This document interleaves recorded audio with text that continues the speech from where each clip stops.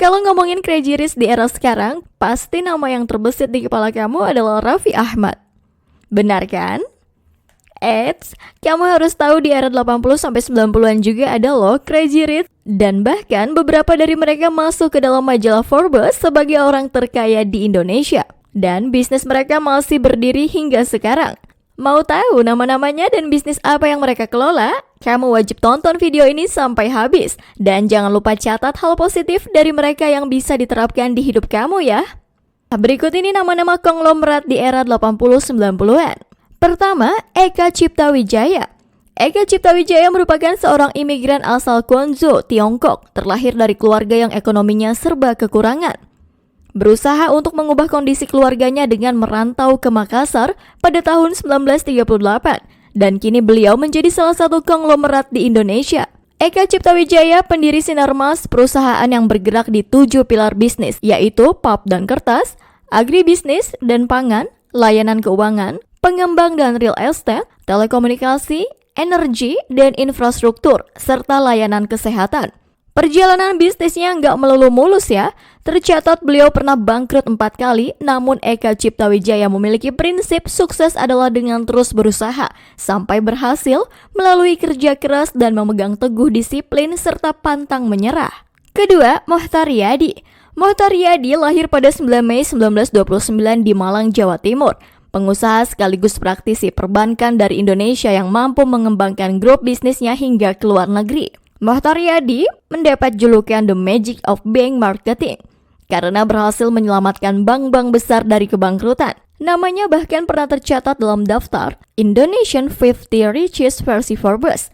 Harta kekayaan Mohtar Yadi mencapai 1,4 miliar US dollar atau setara 21,98 triliun. Mohtar Yadi pendiri Lipo Group, kelompok bisnis yang gak hanya mencakup layanan keuangan, tapi juga merambah ke properti, infrastruktur, pendidikan, dan pengembangan perkotaan. Lipo Group tumbuh menjadi kerajaan bisnis yang luas, dengan operasi di berbagai negara.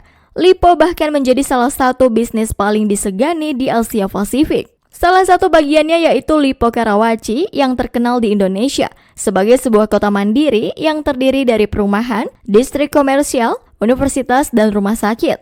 Ketiga, Lim Siu Leong.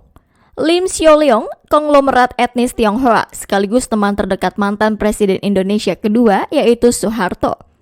Saat kerusuhan Mei 1998, Lim Siu Leong melarikan diri ke Singapura. Lim Siu Leong meninggal pada 2012 di usia 96 tahun. Kemudian semua bisnisnya dilanjutkan oleh anaknya, yaitu Anthony Salim. Anthony Salim memindahkan usahanya Indofood ke Singapura.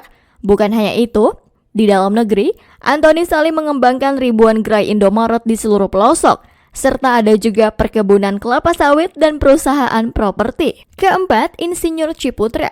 Insinyur Ciputra adalah pendiri dan ketua Ciputra Business Group. Bukan hanya itu, beliau juga mendirikan beberapa perusahaan seperti PT Pembangunan Jaya pada tahun 1961 dan PT Metropolitan Development Tbk pada tahun 1971. Insinyur Ciputra sangat terkenal dengan pengembangan kota skala besar yang inovatif di Asia Tenggara. Beliau juga telah mengabdikan hidupnya untuk pembangunan Indonesia dan kemajuan kehidupan bagi masyarakat. Insinyur Ciputra dikenal sebagai orang yang dermawan. Beliau mendirikan beberapa yayasan sosial. Selain itu, Insinyur Ciputra juga mendanai sejumlah yayasan non-profit yang didedikasikan untuk pendidikan, seni, olahraga, dan bantuan bencana. Dalam olahraga, Insinyur Ciputra mengelola Jaya Raya Badminton Club yang telah menghasilkan beberapa juara dunia. Beliau adalah entrepreneur sejati yang memiliki visi, kecerdasan, kekayaan, dan kerja keras. Gak ada usaha yang mengkhianati hasil ya.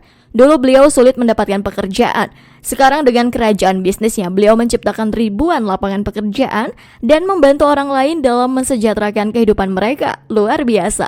Kelima, Prajogo Pangestu. Prajogo Pangestu lahir 13 Mei 1944 di Sambas, Kalimantan Barat, menjadi salah satu orang terkaya di Indonesia.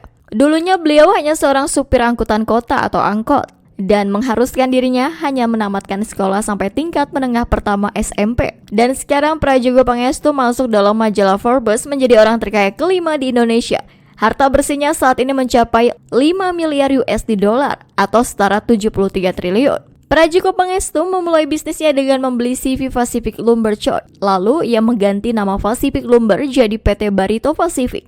Kemudian bisnisnya terus meningkat dan mulai go public pada 1993. Bisnisnya meluas ke bidang petrokimia, minyak sawit mentah hingga properti. Nggak berhenti sampai di situ, sekarang Prajogo Pangestu memiliki saham di Star Energy sebesar 66,6% dan mempunyai kepemilikan penuh atas Star Energy yang memiliki 3 proyek panas bumi di Indonesia. Baru 5 nama aja kita udah tercengang ya. Tahu perjuangan mereka dan jumlah kekayaannya? Yuk kita lanjutkan. Lanjut juga catat visi misi suksesnya mereka, siapa tahu ketularan. Keenam, Hardjo Sutanto. Hardjo Sutanto lahir pada tahun 1926 yang merupakan pendiri dari Wings Group yang menjadi salah satu orang terkaya ke-48 di Indonesia. Total kekayaannya mencapai 7,5 triliun. Sumber pundi-pundi kekayaannya bermula dari usaha sabun colek. Hardjo Sutanto mengawali kiprah bisnisnya sebagai sales sabun keliling. Dia menjual dagangannya dari rumah ke rumah di Jawa Timur. Wings Group, perusahaan yang memproduksi sabun colek secara rumahan, distribusinya pun pasti terbatas. Dan sekarang Wings Group juga merambah ke bisnis makanan dan minuman, food and beverage, dengan memproduksi mie instan, saus, minuman bubuk, dan kopi. Wings Group menjadi perusahaan yang sangat kuat hingga membuka usaha minimarket melalui anak perusahaannya PT Fajar Mitra Indah yang mengoperasikan jaringan toko Family Mart. Ketujuh, Kartini Muljadi. Kartini Muljadi adalah pengusaha nasional yang sudah beberapa kali masuk dalam deretan orang terkaya. Beliau pemilik dari grup Tempo, perusahaan yang menjadi induk dari PT Tempo Scan Pacific. PT Tempo Scan Pacific selama ini dikenal sebagai perusahaan produsen farmasi beberapa produk obat-obatan yang diproduksi grup Tempo seperti Bodrek, Vidoran, Hemaviton, Oskadon, Bodrexin, Neoromacil, Oskadri, Contraxin, Zevit Group. Selain itu, PT Tempo juga perusahaan yang merambah di lini consumer goods. Produk yang dihasilkan antaranya My Baby dan SOS. Grup Tempo juga merambah ke bisnis kosmetik dengan merilis produk seperti Marina dan Ultima 2. Lalu Revlon, Estee Lauder, Clean Quay, MAC, Bobbi Brown, La Mer, dan Jo Malone London. Nah, itu dia 7 konglomerat di era 90-an. Sebenarnya masih banyak lagi nama-nama konglomerat di Indonesia. Bahkan majalah Forbes sudah merilis 50 nama crazy rich di Indonesia. Kita belajar dari 7 orang dulu. Semoga dengan kerja keras dan kerja cerdas serta usaha tiada henti, kita bisa kaya mereka. Catat ya, sukses itu nggak memandang usia. Dan yang sukses di usia muda dan ada juga yang sukses di usia senja. Yang terpenting adalah terus berusaha dengan tekad serta keyakinan yang kuat untuk mengubah hidup menjadi lebih baik. Kedengarannya mudah, praktiknya sulit.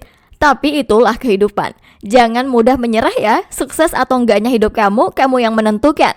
Mereka aja yang bisa jadi konglomerat harus susah dulu karena nggak ada yang instan. Semangat! Itu dia pembahasan kita hari ini. Tanamkan ke diri kamu semangat juang para konglomerat tadi ya. Dan praktikin tips sukses lainnya. Supaya kalau ada yang tanya kapan kaya, kamu udah tahu jawabannya. Terima kasih sudah menonton, sampai jumpa di video berikutnya.